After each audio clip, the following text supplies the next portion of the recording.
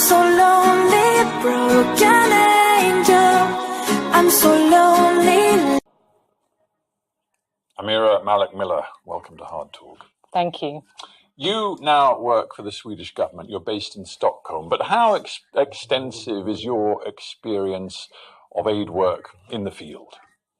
Well, I've worked in the humanitarian assistance sector for over 15 years. I've been based in Liberia and West Africa. I've done a lot of work in Sudan, and I've traveled extensively. I've had a lot of experience from HQ, but traveled extensively and covered some of the world's biggest humanitarian crises around the world for the past 10 years. And as you know, there is now an enormous amount of international scrutiny on the humanitarian aid sector because of revelations, allegations of serious sexual misconduct, harassment, exploitative behavior.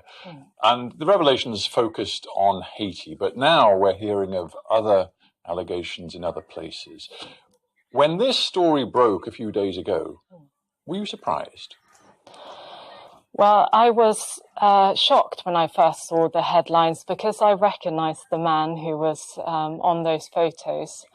And I felt it was very unfair the way that Oxfam was portrayed, because I knew that I had part one and part two of that story. And I felt it was unfair, but I wasn't shocked. I know that this is going on.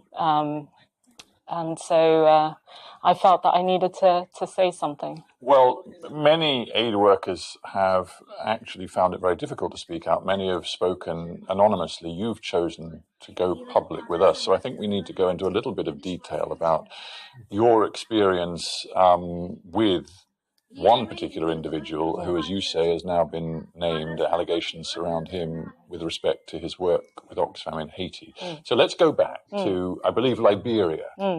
Was it 2004? It was 2004. This was really my first job, and so I was very excited and grateful. I'd been out before previously on trainee positions in Sudan, but this was my first real job after graduating and doing a master's.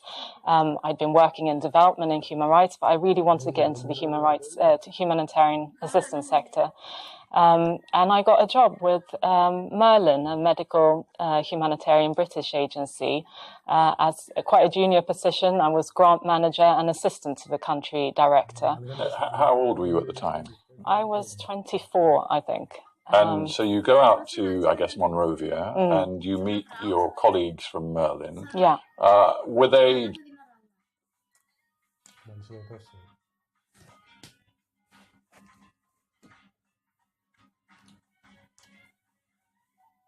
generally older, and were they generally male?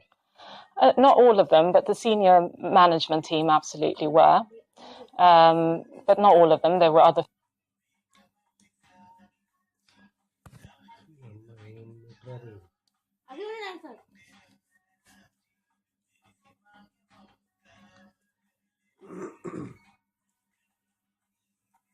female staff. There were others that were in my age group as well, but I was in the most junior position.